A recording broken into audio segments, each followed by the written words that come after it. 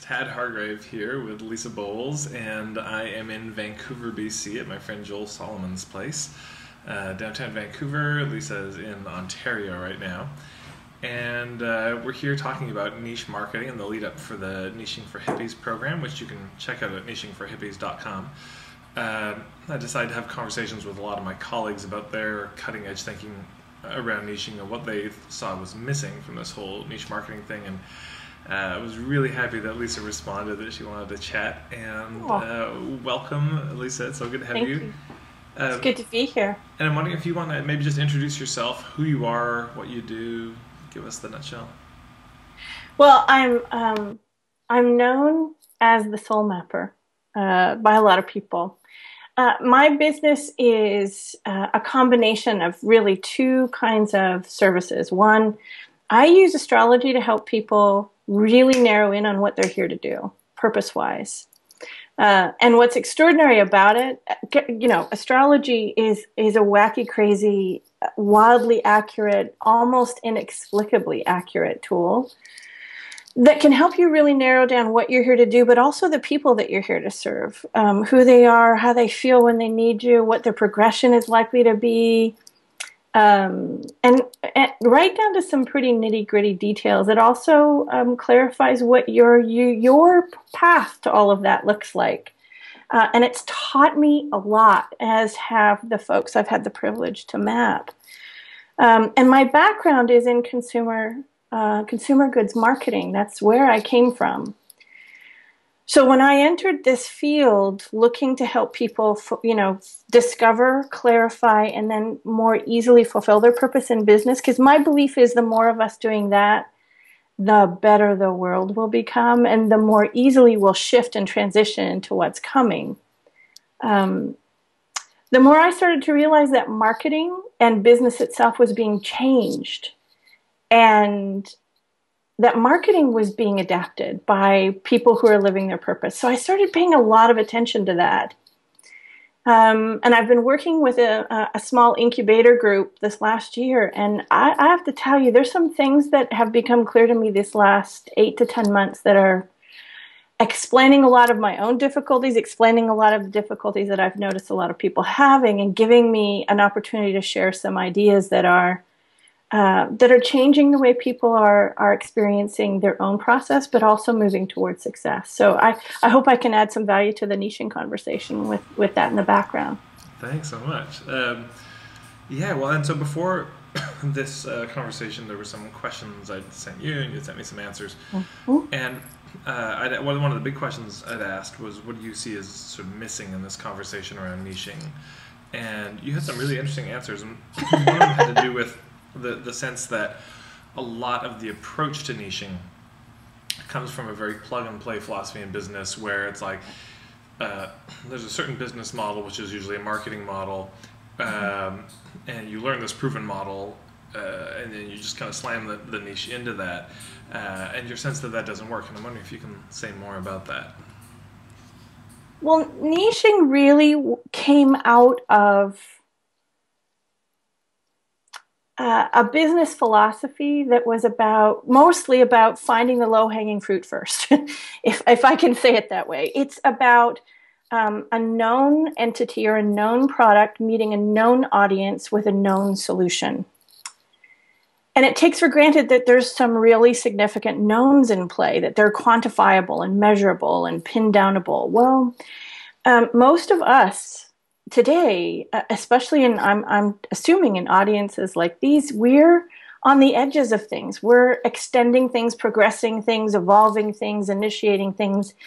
And there's a lot of unknowns. And so slapping on top of the way we're trying to move forward and clarify things for ourselves, slapping on top of it this notion that there should be knowns when we're the ones exploring the unknown and innovating and progressing, messes people up left, right, and center. And lifting that away so that we can inhabit the space we're creating in a more empowered place, and in a place that helps us validate and legitimize what we're sensing and our own process, makes a world of difference. It sets people free. It really does. It sets people free.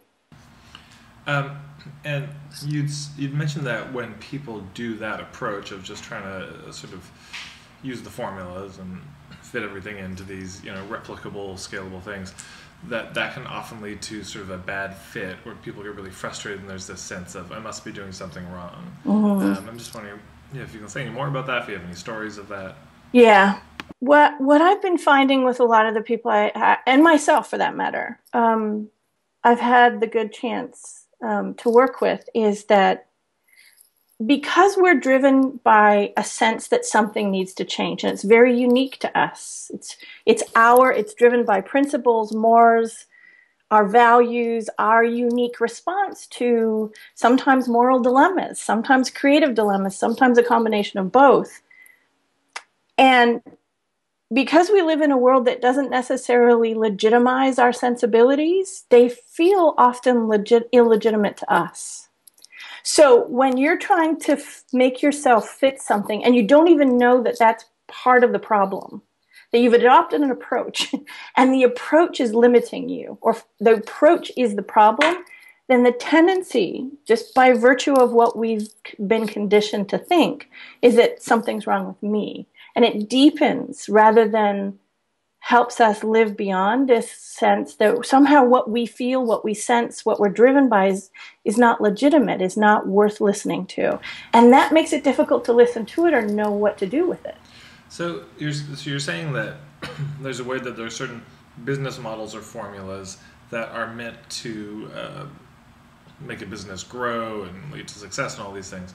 And your sense is that those structures, those molds, don't necessarily fit everybody, and that when people try to fit themselves into it, there's something that's kind of incongruent. There's something about that actually stops the growth, or leads to a sense of frustration or failure. So these things that are designed to help the business work actually can sometimes thwart a business from working. I'm wondering if you can say just any more about that, of examples, or what types of things are usually in these formulas, or how they work, and what your sense is of what needs to happen instead. Okay. So let's take a known audience, for example. When I first started soul mapping, I had no idea who my audience was. I responded to the people who were responding to me talking about it. And I learned about that as I went. If I'd tried to go in with an idea, if I'd used the model and tried to go in with an idea, I probably would have messed myself up. So one of the things I noticed, and then I started applying this in the work I was doing with clients, follow the response. Talk about what you're doing to the very best of your ability and speak of it with all the passion in your heart.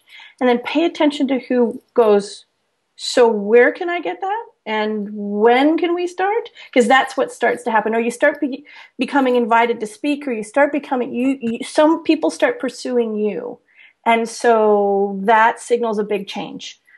And when that begins to happen, then you have a more intimate connection with this audience you don't necessarily know that much about just yet.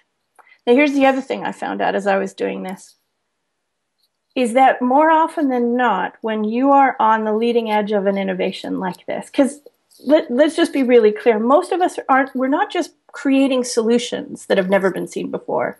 We're trying to change how business gets done.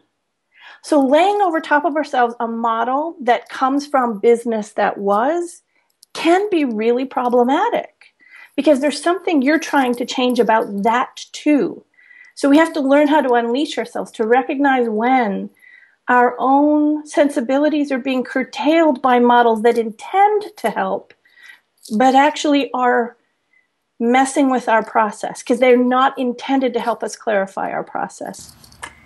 Does that make sense? Yeah, interesting. So it's like there's a sense of like, well, here's a formula and here's what works, and we're very much based, I guess, on the external, on the marketplace, and here's how you reach the marketplace. And yeah, there's a process of us finding something really genuine in ourselves to bring to whatever process we're going to use in an external way, and that most of those things don't facilitate that inner exploration at all. Nope.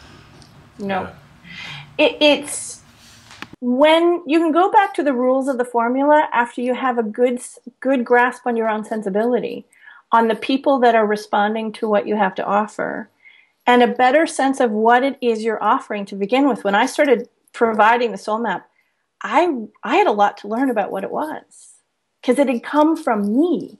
I was watching what it was doing for people and learning how to talk about it as I was doing it. So I did a lot of experimenting, and what I know to be true about a lot of trailblazers or paradigm shifters is they're caught in the same conundrum. But the rules of business, at least startup business, that most of them are being taught is that they're supposed to know it before they begin. And that actually, it doesn't work that way. That's interesting. It is true for some people. I mean, some people obviously kind of come in with a clear thing. But my experience with most people is that, just as you say, they're actually not that clear about their own point of view, their own perspective, their aesthetic, their philosophy. It's not, like most clients, and even for me, I feel like just this year I kind of got clear about some other things in my business. But for most people, if you were like, yeah, well, okay, you've got this kind of client, what kind of client? First of all, they're like everybody, but even if they have a particular kind of client they know is a good fit, and you're like, great, well, what's your process to take people from like A to B? Walk us through the 7 steps, and what are your principles, and what's they would just be, I don't know, they have a general sense, but it can take time to really hone that down. Right. And I think most people don't even kind of consider clarifying that. And most of the marketing approaches, of course, don't facilitate people in clarifying their process in a way that feels really authentic to them. Right. And now you'd said, also, I just want to read something you wrote. So you said, niching for us relies on our knowing and legitimizing a couple of deeply personal, close to heart things. So what are those things? Well, as I use this word knowing, that a lot of people will nod, because I did it myself, will nod and will say, well, I know what they are, but what I've been learning these last few years is that we really don't know what they are. There's a process, a real process involved in getting to know what your core values are. And I know the coaching profession talks about this a lot, but more often than not, what we know of our values is really what we've learned is acceptable. It's not what's in our bones. And there are very few processes that actually facilitate getting down to a in the bones awareness of what I call them codes. They're your design codes, because at the end of the day, what we're trying to do is design something, not just a new product or service in a way to provide it or communicate it, but design a business. And more often than not, the way we're attempting to design it is through this code of ethics and mores, but very few of us know what they are, and they're really close to the chest. They come from our lived experience with business and outside of business. And they assign a lot of character to what we're attempting to do and the way we're attempting to do it, including the kinds of people that we want to work with and reach. So you're saying, like, as we really get clear about what's most important to us and our values, that affects the sort of the tone of the business. It affects the shape and the aesthetic of it, which then also kind of filters who's going to respond to us and draws certain people in, or maybe repels other people. And so this is interesting, because this was one of the things that intrigued me most in your answers, was you're talking about different designer types in business, and that there are different types. And if you don't understand which type you are and you build your business around the wrong one, it can be really frustrating. And I've never sort of heard this idea before, so yeah. And it's not mine. It's not an original idea for me. This came out of conversations with a SoulMap alumni and sister friend, Sean Driscoll, from SeanDriscoll.com. And it blew my mind when I first heard it, and it made total sense. There are originals, the Richard Bransons of the world, the multiple entrepreneurial venture people. They see opportunity and they just have this instinct for capturing opportunity. And then there are what she calls the replicators, the people who leverage systems, who go for the known entity with the known service with the known audience. And their aim is to leverage or optimize things. And then there's folks like us, and I actually categorize this in 2 ways. She calls them trailblazers. I call us purposepreneurs. We're driven by a sense of purpose. We, more often than not, we're not just cutting a new trail. We intend what we do to serve better, but to change our culture, to change our social more. So we're actually innovating on two fronts. And that means that the kinds of things we learn about how to design a business are decided by which of those we happen to be. Opportunists, they're, all over the map. They create here, there, and everywhere. They don't have an allegiance to a particular business model. Business itself is the playground. Replicators are very, and from what I can tell, most of what is taught is this. So the originators don't function well there, and those of us who are purposepreneurs don't do very well there either until we're clear. And then we can borrow from what feels true, what feels right, and leverage from there while changing how we leverage. Because sometimes the way things have been leveraged and optimized is a little on the funky side. Just a little bit. That is interesting. It does feel true. Like when people, it's like there's. It's getting clear that niching from the inside out is sort of the way to go. Because there's a whole yin yang thing to it. But when people really don't have any clarity of what they're about, and they take the business, it's like the business systems take over, and I think that's where things seem overhyped and slick and so polished and not genuine anymore. But when people really do have a clear sense, then that's the Van Gogh of like, I'm an artist and I'm making beautiful, amazing things and I've really discovered my voice, but nobody knows. Right. That's when those kinds of systems can come in. That's when those types of things, instead of thwarting the business growth, can actually facilitate and enhance it. And still, I'm with you in that there are certain formulas and systems that's like, well, they work, but maybe they don't feel right. And maybe we can innovate and come up with a new way that works just as well, if not better, or maybe not totally as well, but at least feels better for everybody, and is in more alignment with what we're about. Right. And I'd asked for 3 examples of niche businesses that you liked. So I'd love to go over them, and maybe I'll give them to you one at a time. And if you could share just what it is. I had a hard time picking, just so you know. That's good. But yeah, so just share what it is and why you think it's such a great example as a niche business. So the first one and I could throw you in there just so you know, but I thought that might just be a little too weird. But, I've been following you for a long time, watching you very transparently clarify and get tighter and tighter and tighter. And you're pretty honest about that, which I think is one of the characteristics of a purposepreneurial design type. You design transparently, and that's different from the other 2 designer types, because the originals, it's mine, and with replicators, they're not very, I'm just going to say this straight up. They claim transparency, but anyway, just my personal point of view. Fabaku.com. If you have a chance to go check this out while you're listening, I highly recommend it. God, what should I say about Fabaku? I love him because he is as transparent as he is. And everything he does is rooted in his unique way of being in the world. Not just how he communicates, because you can see he communicates in a very specific way. He loves the work he does. He loves the way he does it. Love is just stamped all over everything. And what does he's do? Wacky, he's fun. He's a business coach, but what he really helps people, and he uses his own language, he calls it helping people find their boom. And once people land in their boom, things go kaboom. I mean, he's quirky, he's funny, there's nobody like him, and he is unabashed about it. And every system or process that he engages in his business really is designed specific to his loves and his preferences for communicating with people, serving people, and extending the message that he wants to extend beyond any kind of promotion or marketing at all. He doesn't do anything that he doesn't feel right in his heart about, and you can tell by the way he interacts with folks. Does that make sense? Yeah, well, it's interesting because I'm a little bit familiar with Fabaku and his work, and I really loved his vibe.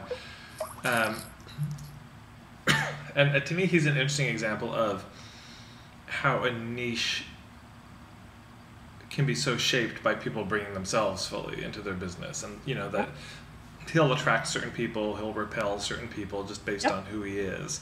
But the people who love him are really going to love him because he's bringing himself so vulnerably and just unabashedly to his community. The next one was Soma Happy. Is it .com? SomaHappy.com? Yes. Oh, I typed that wrong. Sorry about that. SomaHappy.com. I love this one because this is the online platform for a woman who does rolfing for a living. She's a client and a dear friend. Her name is Brooke Thomas. She's a healthcare practitioner using rolfing, and she has, no word of a lie, built from scratch practices in California, New York, and New Haven in 6 months or less. Full booked, full practice. Like, just create. The woman is off the charts, delicious at what she does. But what she did was inhabit rolfing, which is a word most people don't even know about. But she inhabited it totally differently. She inhabited it from the place of, this will make your body happy. And so that, because she does what I say most of us are doing, which is, your niche is really representative of your own life and your own story. Your own trials, tribulations, challenges, difficulties. See, what I know from soul mapping is that everyone who's here to fulfill their purpose in business is really here to free themselves and then turn around and free others using the methods that they experientially discovered freeing themselves. Now, you can do that through a product or a service. In Brooke's case, she was born, she suffered birth injuries that made it impossible for her to turn her head any more than 6 degrees to the left, period. She was in constant chronic pain, bad pain, and she couldn't chew her food. So she was drinking almost everything she ingested. And then she had 2 rolfing sessions, and she could turn her head for the first time in her life. She was 19, 20. She was in her first or second year of college. And it radically changed her life. Wow. And so she knows firsthand how much happier your body can be when it's properly cared for. So if you look at her website, it's all about that. That's interesting. What would you say, if you had to articulate her niche, what would you say it is? People who are looking to free themselves from chronic or either chronic pain, or their body is the vehicle that their life is directing them to free themselves through, one or the other. And what they're ultimately looking for is happiness, the relief and happiness. Does that make sense? Yeah. To me, that's it's such a great example of how our own personal story, which we'll get to in a second, how that impacts our niche. And the last one is our mutual friend and colleague, Mark Silver from heartofbusiness.com. And what's your feeling about him as a niche? Aside from loving Mark to death, he really is one of life's truly wonderful people. Again, a reflection of his own call to serve, his own path to liberation, and his own principles and values. He believes that every act of business can be an act of love. And so not only is he providing business-oriented teaching services, because he calls himself an educator, he's a school. He's changing how business is done while he's teaching those, new ways of doing business. And all of that really comes out of his own life. If you know anything about Mark's story, he's was born a New York Jew to a family that ran a small business and had for a very long time. So he's really steeped in business, but he's also a Sufi master. So you think Sufi, Jew, that's a combination. How did that happen? Why did that happen? What has that got to do with business? When you hear him tell the story of how his heart responded and what his heart wanted, you hear his purpose speak, and you hear his niche tell its own story, and then you watch the people rise up and meet him because they have the same hunger that he does. Well, and it's interesting because all 3 examples that you've given are the fundamental niche is pretty clear. Fabio is a business coach. Do you know what kind of businesses he specializes in? Most of the people that he helps are, I would call them misfits who want not to feel like that they don't fit, that they're boa loving, black nail polish wearing, whatever is cool, and that they can succeed by being themselves, just as he's done. Interesting. And is it mostly service providers that he works with, do you think, or is it retail? Nope. It's a combination. Oh, interesting. Yeah. But yeah, so he's a business coach, which is clear enough. Mark Silver does the business coaching as well. It's a pretty clear niche. And then Rolfing is its own kind of thing. But it's an interesting example where, some people would look at niching as just, oh, well, their target market is single moms, or their target market is, it's getting so niche. Mm-hmm. And in this case, it's pretty clear. I mean, it could be tighter, I know Mark started focusing on Reiki practitioners, and then he right. broadened. But so it could be more narrow, but so much of what they do, their niche and what defines it is who they are, what they're bringing into it, their own voice, that they've kind of found that attracts or repels people. And you were saying in your answers earlier that when I said how do you know if you have a good niche, and your sense was at the increasingly rapid response of, so how can I work with you, buy your product? So which is obviously something people would want. So what's your sense if somebody came to you and they're like, I get that niching is important, I keep hearing this, I know I need to sort this out, but I don't know how to do it, I don't know where to start, what would you suggest? Well, the first place to start is start with yourself. As I said earlier, all of these examples you included, and throw me into the pot. We are our niche. When you get right down to it, turn it around, look in the mirror. You are your niche. So think back to, and so I'll tune into the soul map for just a second. If you're here to liberate others using what you experientially have learned and refined by liberating yourself, then you've got a pretty clear snapshot in your gut of what they're feeling, where they got lost, how it felt, what they were looking for, the language they might have been using when they started looking for it, where they started looking for it, how they started looking for it. All of a sudden, you can retrace your steps, reverse engineer, and you've got a snapshot to begin with that honestly is pretty darn accurate and is a lot simpler than most people really think it can be. When I looked at what was happening back 4+ years ago when the soul map took off, that's exactly what it was. And I didn't have the understanding that let me reverse engineer it. I had to stumble into it on my own. But when I really looked at it, and when I look at it again today, it's the same thing. It also, the progression of my business, who I'm serving next, really comes as a result of looking back at my last few steps, because I'm then in a position to serve the people who are just a couple of steps behind me. I have the chops. I've done the work. And then I get to test and explore to see if I have anything of solid value for them, who they might be. I start with myself. Then I start testing, beta testing, to find out if I'm accurate, if I have a good sense of it, and then ask questions. And between the feedback I get and what I start with, I've got a pretty good, solid base to grow from. Does that make sense? It does. It's such an interesting way of looking at niching. I haven't thought about it this way before. So there's a sense of like, so one way I think people often, when they hear niching, why they freak out is the sense of I have to pick this one target market that I stick with for the rest of my life, and it never changes. Which, I guess if you're a replicator, it could work. Somebody might just pick it and they just want their business to make the money, and they pick something and they stick with it for the rest of their life. And for some people, that could probably be very satisfying and for some enriching.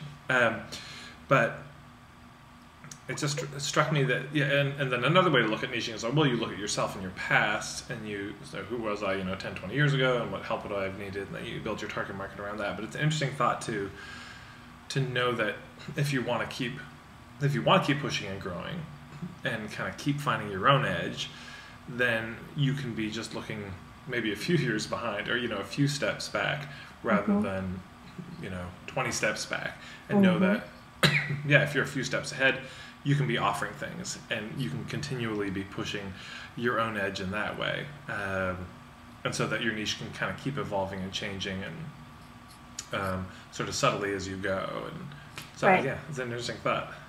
Yeah. You know, the thing that I found most interesting, because this has been, you know, for me, it's been difficult too. Because what I discovered about a year and a half ago is that I serve a subculture. And so the standard definitions of niche did not work for me at all. And I kept bumping into them, trying to figure out what the problem was. If you go to my website, thesoulmap.com, you'll see that there's 3 entry paths. And I'm actually serving a subculture at 3 different stages of the entrepreneurial journey. A niching expert would tell me that I've made a mistake. I've chosen 3 niches and that won't work. And I'm here to tell you, a year and a half later, yes, it does. But you got to know who you are. You have to claim your design essence. And you really have to anchor yourself in that and understand that there's certain things you're just going to learn as you learn about yourself and as you interact with people who are increasingly waving their hand going, so where do I sign up and where could I buy what you have? Well, and to me, that's a really interesting sense around the niching piece, because I feel like it is one way to contextualize niching of just what's the point where you enter somebody's life. But there may be multiple points where you feel qualified and able. Like, you know, I've been realizing with my work that there's really kind of 4 stages or 4 steps that I see that people need to go through that I feel called to help with. The first is there's the stage where entrepreneurs feel really gross about marketing and they don't even want to do it. They don't look at it because they're just like, this is the worst. And so there's this kind of marketing 101 education that I often need to give where they can look at it and be like, oh, marketing can feel good if I did it that way. Right. Then once people get that, then there's this whole niching conversation that needs to happen. Once they get the basic niche, then there's this kind of platform building of just really deepening that. Like, what is your point of view? What are the steps you take people through? What's your bigger why? What's the, you know, who are you? And sort of fleshing that out a bit. Right. And then 4th, this idea of becoming a hub. So, you know, how do you find the other hubs and build relationships with them and partnerships and grow your business in that way? But it's interesting because somebody who's like in that first step, they're just at a point where marketing is gross, but somebody else might be, no, marketing is great, but I know I need to figure out my niche, or I figured out my niche, but it still doesn't totally seem to be working, or I feel like it could be working better, it could be clear, you know, so there's different entry points. But it's good to really, I think, clarify what those entry points are, because it might just be one. Some people might be, I work with people at this extremely particular point in their life, and they do that. But yeah, I think what you're saying is interesting, that it could be the same type of person. You know, so in my case, sort of the conscious entrepreneurs, or could be mothers, could be, you know, whatever. But they may have multiple points in their journey that they're at. And yeah, and if you can help them along a few points, right. It's definitely a more probably sustainable business model long term. Right. But that's a possibility. You know, you're absolutely right. The calling it a subculture, because all of a sudden I stopped thinking. I don't like the term market. You know, speaking of people you care about, respect, admire, appreciate, love as a market, I find the impersonal language just drives me nuts. I prefer to think of us as, you know, a mini culture, a subculture. Around which we congregate around a set of core values, a set of principles. We may not yet know what they are, but they're ringing out. I really got this kind of thundered in one day when I was at an Abraham Hicks event. It's the only one I was ever at. It was gargantuan. There had to have been 4,000 people in this huge ballroom. It was enormous. And I was dumbstruck as I stood at the back of the room, and I thought to myself, this would blow the mind of any traditional marketer, because there were people who were 85, there were people who were 14, there were people who were, you know, wearing $2,500 suits, and there were people who were living an eco-conscious life. There was such a range. The standard demographic descriptors of what constitutes a niche were blown out of the water in that room. And at that moment, I understood that there was a culture in that room.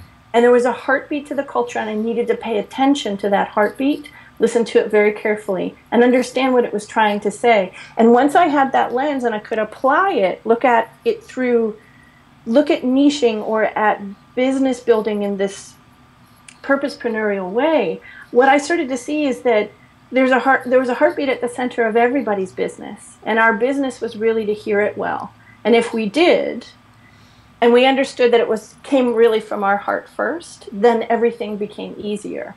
That one moment, that one experience had me breathe easier. Instead of feeling rushed and manic about trying to get clear and I found myself going, oh, okay. And then I could just talk about what I actually loved, what I did know, what I wasn't certain of, what my thinking was. In fact, you come to mind a lot when I do this, because that's the way you are. And what I realized was the conversations elicited response. And when you think about it, what you really want to do when you are considering creating a solid niche is be an active, engaged, eliciting conversation. Totally. If you are connecting heart to heart, you will learn about them, they will learn about you, and that heartbeat will do its job. Then you quantify it. Then you put language around it. Then you label it. But you got to get to the heartbeat first. And if we look at it from a cultural perspective, then something bigger than us starts to live. And it's our job to catch up to it, not decide what it is. Amen. I love it. That's a great note to end on. So if people want to find out more about you and your work and what you do, where do they go? thesoulmap.com. And if you just want to hang out, chat a little more, get to know me better, all over Facebook. So facebook.com/Lissa Boles, 2 S's, LISSABOLES, or Google+. Awesome. Well, thank you so much for taking the time to join and share your thoughts on niching. I definitely learned some stuff. And for everyone who's interested in the Niching for Hippies program, just go to nichingforhippies.com and you can check it out. And we'll catch you later.